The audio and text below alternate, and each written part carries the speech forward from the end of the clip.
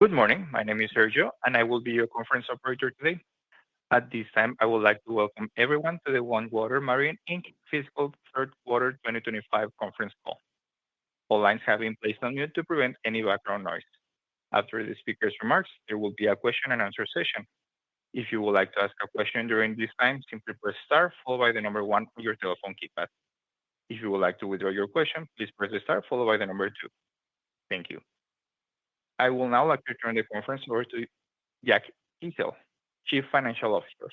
Please go ahead. Good morning and welcome to OneWater Marine's Fiscal Third Quarter 2025 earnings conference call. I am joined on the call today by Austin Singleton, Chief Executive Officer, and Anthony Aisquith, President and Chief Operating Officer. Before we begin, I'd like to remind you that certain statements made by management in this morning's conference call regarding OneWater Marine and its operations may be considered forward-looking statements under securities law and involve a number of risks and uncertainties.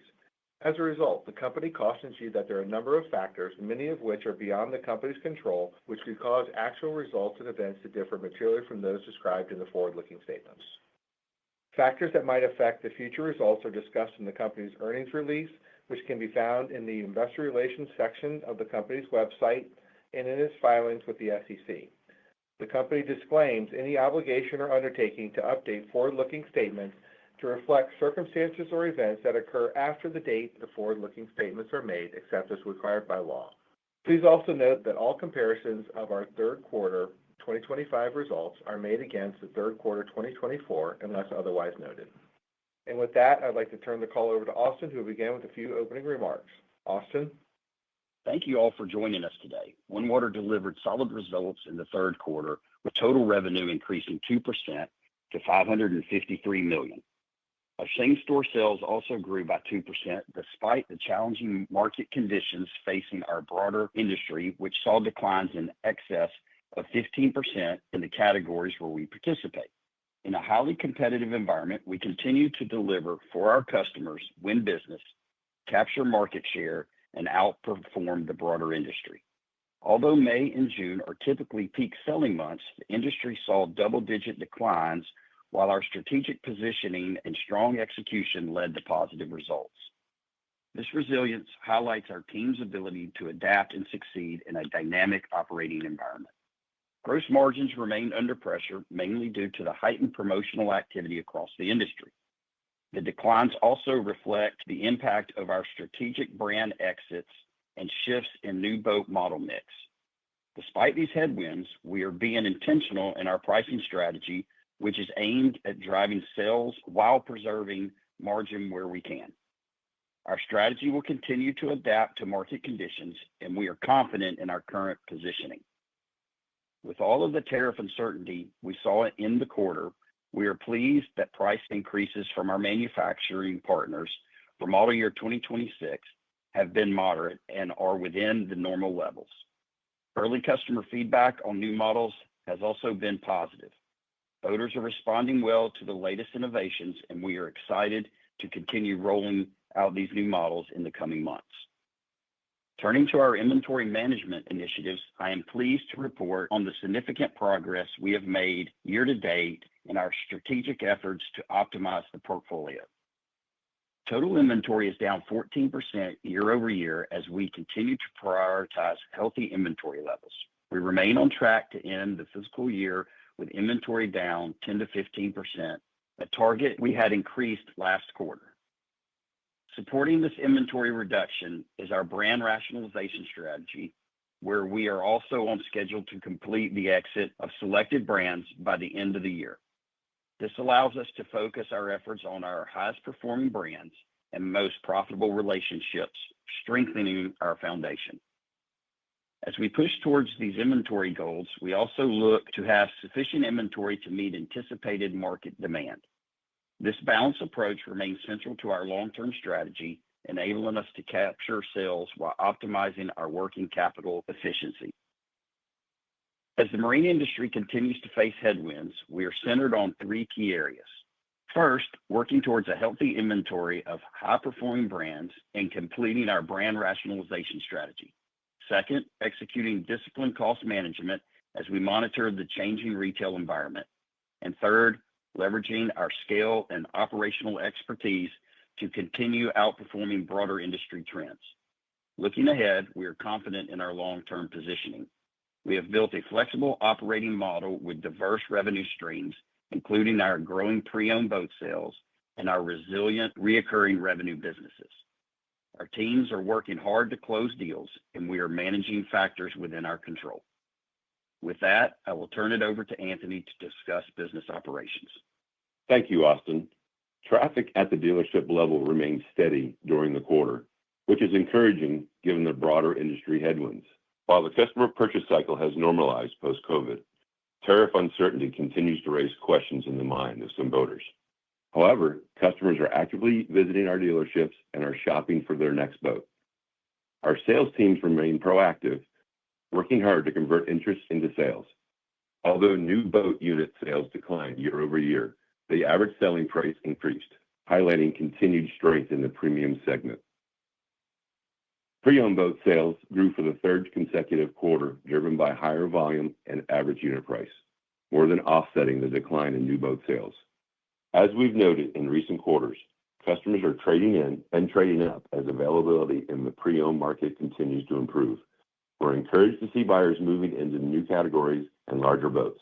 While the strength in higher value units across both new and pre-owned sales adds some pressure on margins, it's a healthy level of churn and a positive indicator for the business.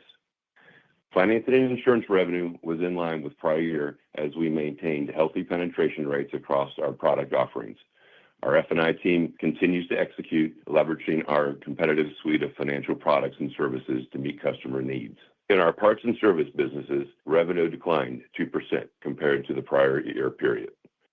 Our distribution segment remains challenged by lower product levels from boat manufacturers. However, our dealership service and parts and other sales remain resilient. Our broad dealership offerings remain a key differentiator, supporting our customers' acquisition and retention as more boaters seek a one-stop shop experience. Thanks to our prior investments in business and technical expertise, we are well positioned to meet customer needs. Our parts and service businesses remain a core pillar of our business model. I'd like to turn the call over to Jack now to discuss the financials. Thanks, Anthony. Fiscal third quarter revenue increased 2% to $553 million in 2025 from $542 million in the prior year. New boat sales were down 2% to $326 million in the third quarter, while pre-owned boat sales increased 18% to $126 million. Overall, same-store sales were up 2% against an industry backdrop that SSI data showed was down in excess of 15% in the categories which we compete. Revenue from service parts and other sales for the quarter decreased 2% to $83 million. The decrease was driven by lower production from boat manufacturers, which continued to weigh on sales in our distribution segment, partially offset by growth in our dealership segment. Finance and insurance revenue remained flat as a percentage of sales as customers continue to finance a portion of their purchase through our programs. Gross profit declined to $129 million in 2025 compared to $133 million in the prior year. This was primarily due to lower new boat volumes, product mix, and the promotional environment. Third quarter 2025 selling general administrative expenses increased 6% to $92 million. SG&A as a percentage of sales was 17%, up 70 basis points, as the benefits from our previous cost reduction actions were more than offset by higher personnel and selling expenses to drive sales, in addition to other inflationary pressures given the current operating environment. Operating income decreased to $30 million and adjusted EBITDA was $33 million. Net income for the fiscal third quarter totaled $11 million or 65 cents per diluted share, compared to net income of $17 million or 99 cents per diluted share in the prior year. Adjusted earnings per diluted share was 79 cents compared to adjusted earnings per diluted share of $1.05 in the prior year. Turning now to the balance sheet. On June 30th, total liquidity was in excess of $85 million, including cash on hand and additional availability under our credit facilities. Total inventory on June 30th, 2025 decreased to $517 million compared to $599 million on June 30th, 2024. This decline reflects our ongoing strategic inventory positioning and brand rationalizations throughout the year. Total long-term debt as of June 30th, 2025 was $419 million, and net of cash resulted in a net leverage of 5.8 times trailing 12 months adjusted EBITDA. As we move forward, reducing leverage remains a priority in our capital allocation strategy. Based on our performance through the third quarter and current market conditions, we are updating our full-year guidance.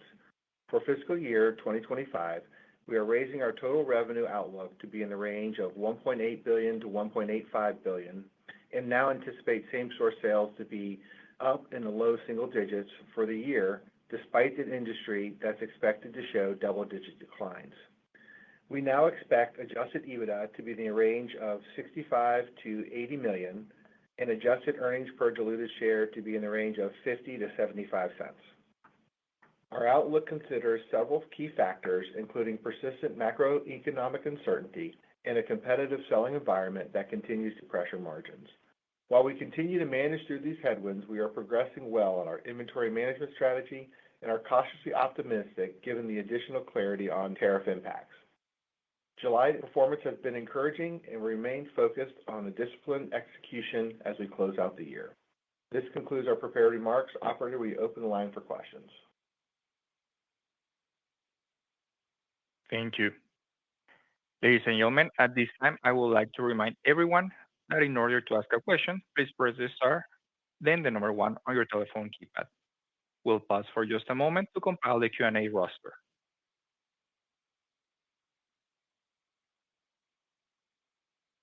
Your first question comes from the line of Craig Kennison from Baird. Please go ahead.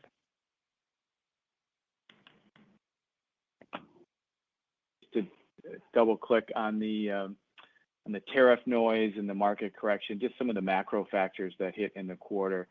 Have you seen any change in behavior as maybe there's clarity on tax policy, clarity on tariff policy to some extent, and the market's back? Jack, I'll let you take that one. Yeah, I wouldn't say, during the quarter, I wouldn't say we got a lot of that clarity. I think during the quarter, there was more confusion, a lot of noise in and around that.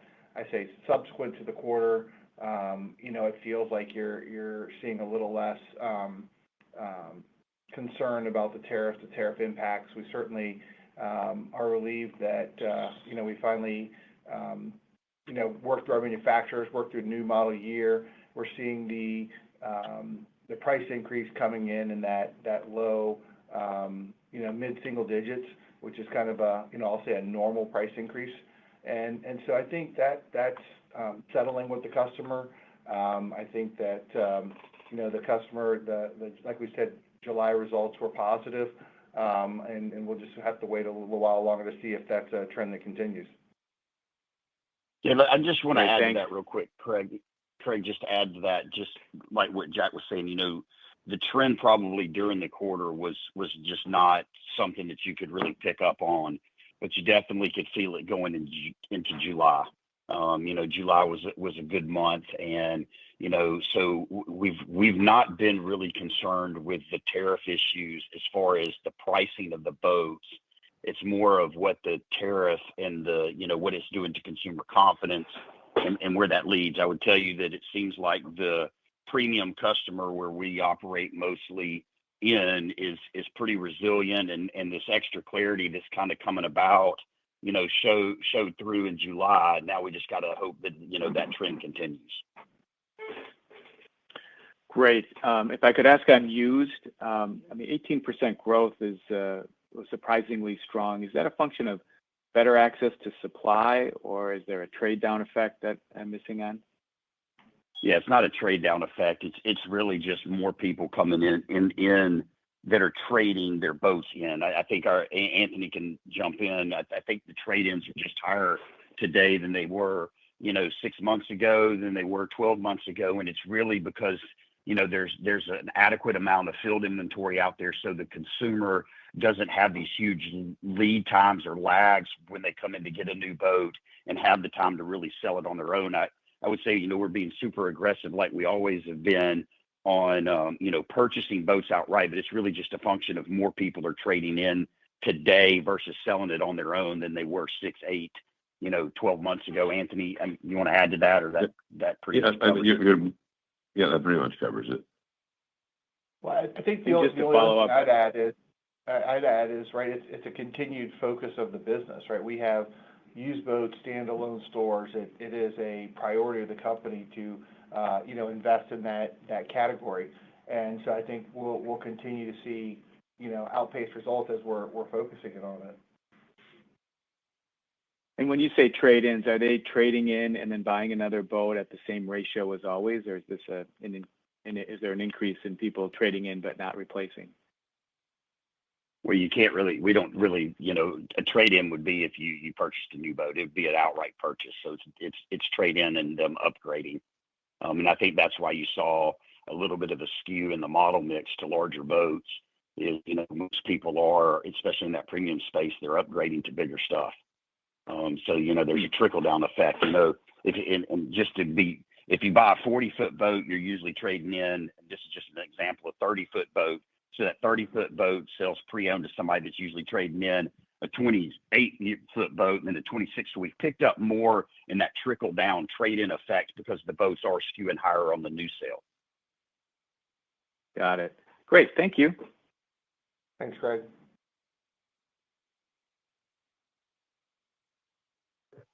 Thank you.